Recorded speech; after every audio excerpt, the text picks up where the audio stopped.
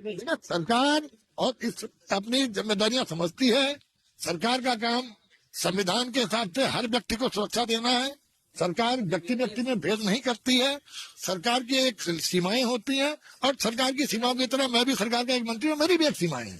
तो सरकार ने जिस तरह ये दुखद घटना हुई थी एक हमारी बिटिया के साथ, सरकार ने तत्काल उस पर एसआईटी का गठन किया और आपको मालूम है कि तत्काल उनकी बॉडी को रिकवर करने के साथ ही उसमें कार्रवाई करके कुछ लोगों को गिरफ्तार किया। गिरफ्तार करने के बाद बकायदा एसआईटी जांच में लगातार ये कहा गया कि किसी व्यक्ति के पास कोई भी साक्ष्य हो वो आगे एसआईटी के सामने प्रस्तुत करे। तमाम साक्ष्यों के आधार पर चार्जशीट दाखिल की गई। ट्रायल कोर्ट में अपराधियों को आजीवन कारावास की सजा दी। उच्च न्यायालय ने उस सजा को बरकरार रखा। उससे पहले जब ये चल रहा था एसआईटी जांच तो कुछ व्यक्तियों के द्वारा इसको मामले को सीबीआई को लाने की बात की थी, क्योंकि तब माननीय उच्च न्यायालय ने बहुत स्पष्ट निर्णय दिया था पॉइंट नंबर 43 में कि ये जो जांच है सही रास्ते पे जा रही है, किसी हाई प्रोफाइल व्यक्ति को बचाने का प्रयास नहीं किया जा रहा है, कोई बयास नहीं है और जांच सही रास्ते पे जा रही है।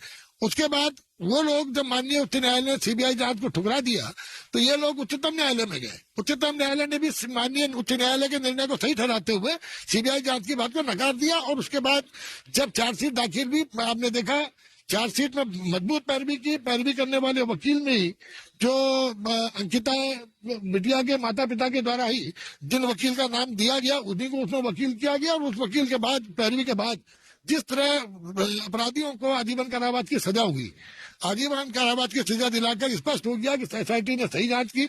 अब ये नई ऑडियो क्लिपिंग जो आई है, इस ऑडियो क्लिपिंग के लिए बहुत सरकार का स्पष्ट करना है कि कोई भी क्रेडिबल अगर आपके पास साक्ष्य है तो प्रस्तुत करें। और जिनकी ये क्लिपिंग है उनको भी हम आमंत्रित विवेचना में बुलाया जा रहा है, चाहे उनको प्रयास किया जा रहा है उनके संपर्क का।